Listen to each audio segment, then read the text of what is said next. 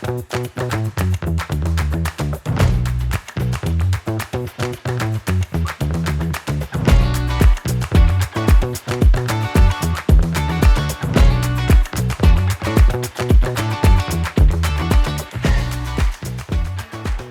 Gary. It's great to have you here with us today. Thank you very much for your time. Oh, thank you for having me, Gil. It's always a pleasure to be here. And you've been an amazing partner for us Thank you so along this much. journey. Thank you. I really appreciate it. Gary, maybe before we start, tell us a bit about yourself, your role, your background, and what you do at Unqork. Sure. So Gary Hoberman, I am CEO and founder at Unqork. I created Unqork in 2017 after what I like to say, jumping out of the C-suite at a Fortune 50 insurance company that most people do know, MetLife. I had spent 5 years there as a global CIO managing, billions of technology, and I spent 20 years before that in Wall Street on Wall Street and capital markets, and basically building some of the most amazing technology solutions, still powering the street today. And I always believe, technology is magical. We at Unqork are proving it is possible and bringing back the magic in what technology is.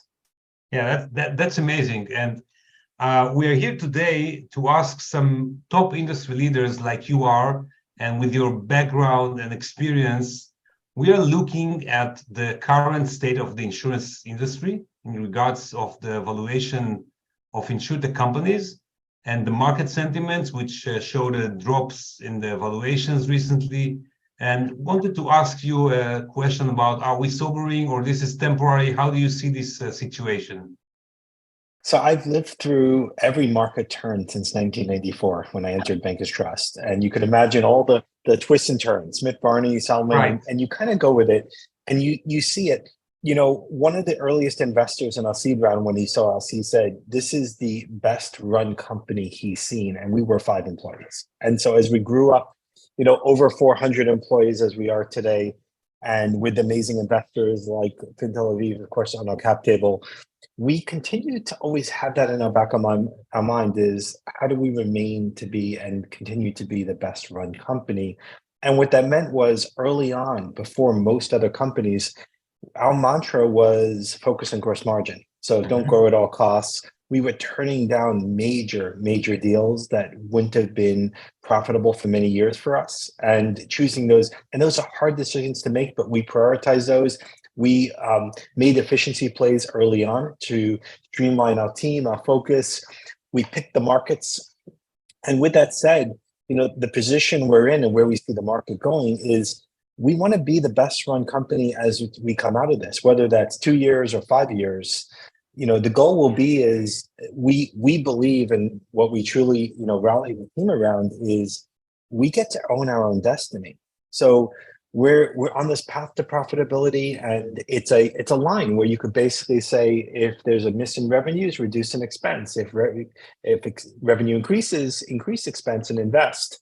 And Right. that line is something which every single startup should be focusing on. And how do you manage that line? Because I'm excited by the opportunity to be as this, opens up again and the market changes. And as we always go through these cycles, we will be not just one of those companies on the other side, but we will be the strongest company on the other side.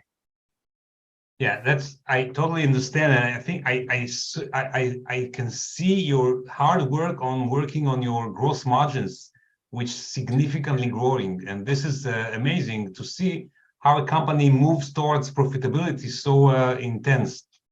So yeah, it's to me, I grew up on the corporate world, and I grew up in those times when the recession hit us. I was at Citigroup at that point, and you understand how to manage and to get things done efficiently. And I think every founder and CEO and every company needs to go through that same mindset. To me, it's always cycles. These are cycles we're in. It's a little bit right. To be honest with you, this is one of the worst I've seen, simply because of the irrational nature of it.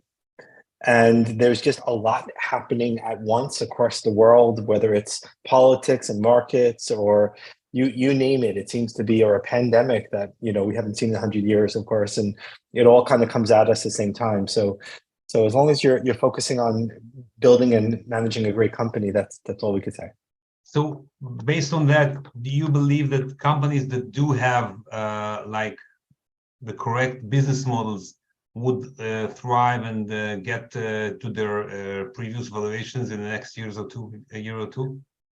It's interesting on the valuation point. So do I believe that they're going to be amazing companies? Yes, absolutely. Yes. It's hard to predict where the valuations will come from, but the way I see it, if you're on your own path and you own your own destiny, then that line you walk basically means at some point, the revenue that you're building, even in a modest growth model, the triples or, maybe quadruples where you were when you had that valuation, which means even if the valuations weren't as what they were in the past, the revenue basically backs you into it. And those are what I would say is the best companies. The best companies are basically saying, we're going to focus on, gross margin, revenue, and profitability. And I always think of valuation as something which you only need when you need to raise money. And that's the best answer I could give you is valuation is something what you consider, and our focus is on execution. Fantastic. I could not agree more. So based on this, and having said that, Unqork is working with multiple big insurance companies all around the world. And you are working with them, you see their challenges, their focus areas. What do you consider to be their top major trends for the next years?